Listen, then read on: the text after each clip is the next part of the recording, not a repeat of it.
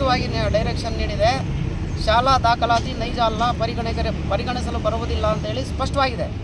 ಅದಾದ ಮೇಲೆ ಸಮಾಜ ಕಲ್ಯಾಣ ಇಲಾಖೆಯಿಂದಲೂ ಆದೇಶ ಇದೆ, ಅಲ್ಪಸಂಖ್ಯಾತರ ಆಯೋಗದಿಂದಲೂ ಆದೇಶ ಏನಂತ ಇದೆ, ಸ್ಥಳೀಯವಾಗಿ ಸಂಘ ಸಂಸ್ಥೆಗಳ ಪ್ರಮಾಣ ಪತ್ರ ಪಡಿಬೇಕು ಹಾಗೂ ಮಾಜರು ಮಾಡಬೇಕು, ಸ್ಥಳೀಯವಾಗಿ ಸಾಕ್ಷಿಯನ್ನು ಸಂಗ್ರಹಿಸಿ ಹಿಂಜಾರ ಅನ್ನೋದು ಕನ್ಫರ್ಮ್ ಆದಾಗ ಕೊಡತಕ್ಕದ್ದು ಅಂತಲೇ ಆದೇಶ ಇದೆ. ಈ ಸರ್ಕಾರದ ಆದೇಶನೂ ಇದೆ, ಸ್ಪಷ್ಟವಾಗಿದೆ. ಇದನ್ನೆಲ್ಲ ಗಾಳಿಗೆ ತೋಡಿ ಈ ಅಧಿಕಾರಿಗಳು ಈ ನಮ್ಮ ಕೆಳಮಟ್ಟದ ಪಿಂಜಾರ ಸಮುದಾಯ ಗುಡಿಸಲಲ್ಲಿ ವಾಸ ಮಾಡ್ತಾ ಇದೆ, ಬಿಡಾರದಲ್ಲಿ ವಾಸ ಮಾಡ್ತಾ ಇದೆ, ಲಕ್ಷಾಂತರ ರೂಪಾಯಿ ಫೀಸ್ ಕಟ್ಟಿ ಓದಿಸೋ ಶಕ್ತಿ ನಮ್ಮ ಪಿಂಜಾರ ಸಮುದಾಯಕ್ಕಿಲ್ಲ.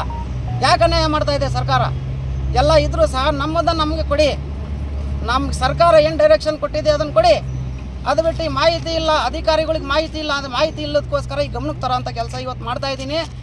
ನೋಡಿ, ಇಡೀ ರಾಜ್ಯಾದ್ಯಂತ ಸರ್ಕಾರದ ಆದೇಶ ಇದೆ. ಎಲ್ಲ ಜಿಲ್ಲಾಧಿಕಾರಿಗಳಿಗೂ ಈ ಮೂಲಕ ಮನವಿ ಮಾಡ್ಕೊಳ್ಳೋದಿಲ್ಲ ಅಂದರೆ ನಾನು ಈ ನಮ್ಮ ಪಿಂಜಾರ ಸಮುದಾಯಕ್ಕೆ ಯಾವುದೇ ಕಾರಣಕ್ಕೂ ಪ್ರವರ್ಗ 1 ಜಾತಿ ಸರ್ಟಿಫಿಕೇಟ್ ಕೊಡಲೇಬೇಕು.